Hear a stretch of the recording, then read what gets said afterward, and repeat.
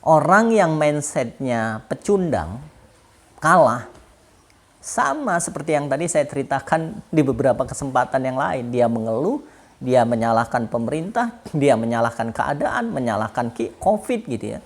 Dia menyalahkan kondisi, akhirnya dia berdiam diri di rumah dan gak menghasilkan apa-apa. Bahkan mungkin jadi stres, sakit gitu ya.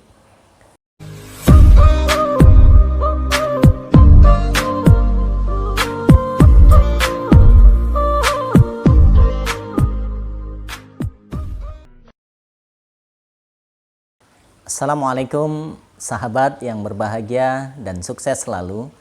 Kali ini saya akan berbicara tentang fakta hari ini. Fakta di mana adanya wabah virus COVID-19. Ini sebuah fakta yang harus kita akui para sahabat, bahwa dampak ekonomi dengan adanya virus ini begitu luar biasa.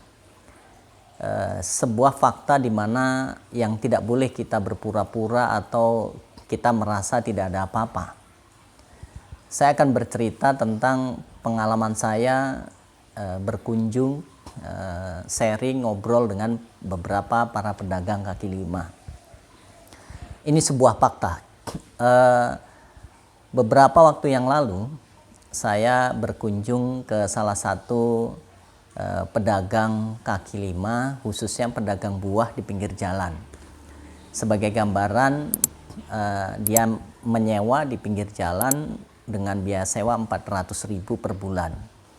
Dagangannya ditata sedemikian rupa, ada jeruk, ada mangga, ada apel, ada salak, dan lain sebagainya. Saya pun ngobrol. Ini salah satu langganan saya belanja buah ya. Saya tanya, Mas, dengan kondisi seperti ini gimana dagangannya?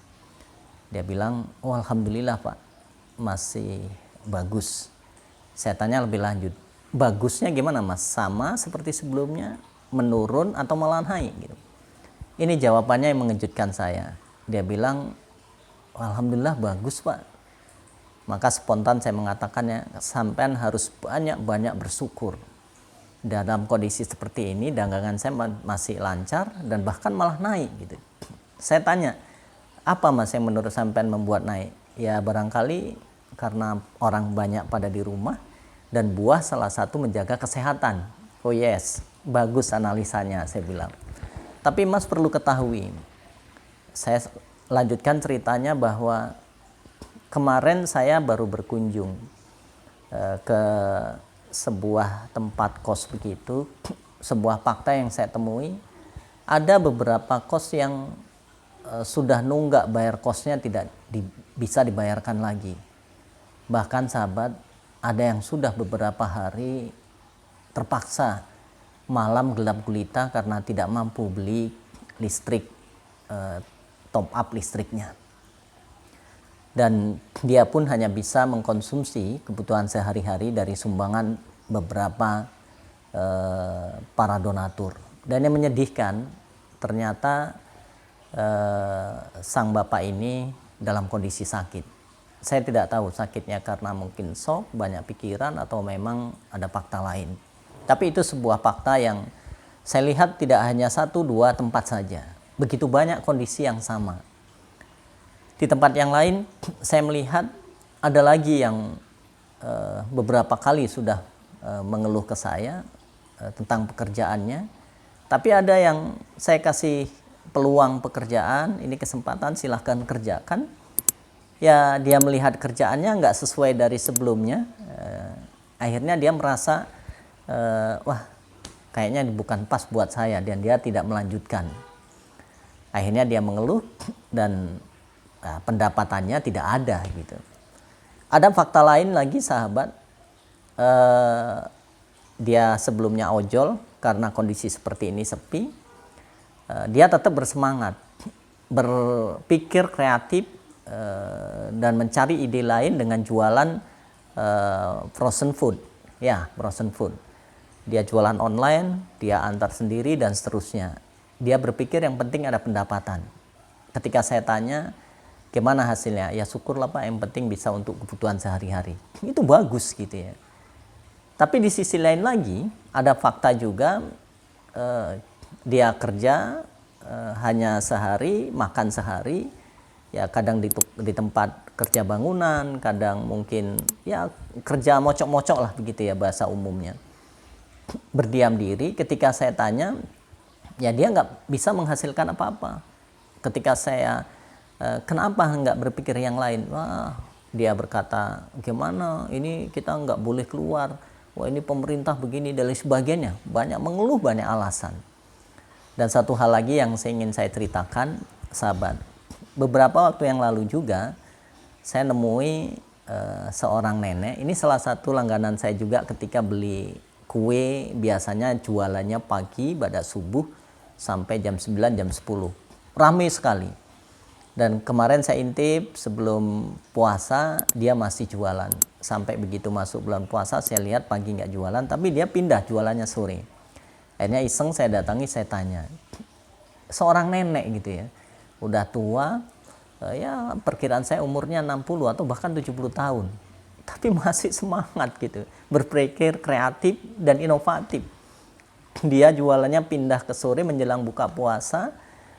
Dia juga atur orang yang rame itu banyak beli, tapi dia atur dengan mungkin anaknya gitu ya, biar nggak terlalu berkumpul. Dan saya tanya, ternyata sama, jawaban mengejutkan.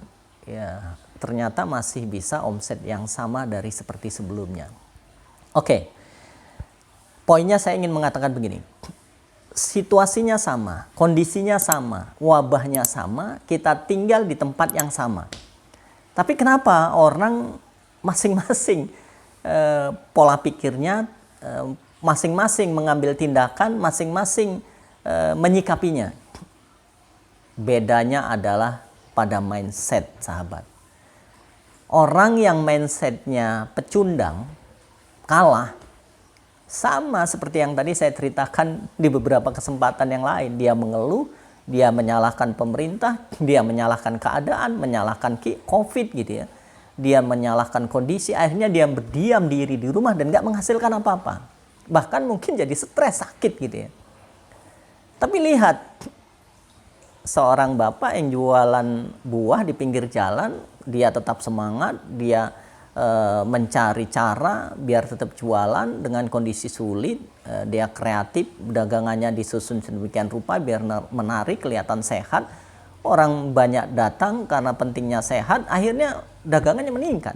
Begitu juga seorang nenek tadi gitu. Gitu juga seorang ojol itu, sama-sama ojolnya mungkin karena mentalnya pemenang, mentalnya hebat, mentalnya selalu mencari cara untuk mewujudkan mimpinya, mewujudkan biar bisa makan, mendapatkan pendapatan.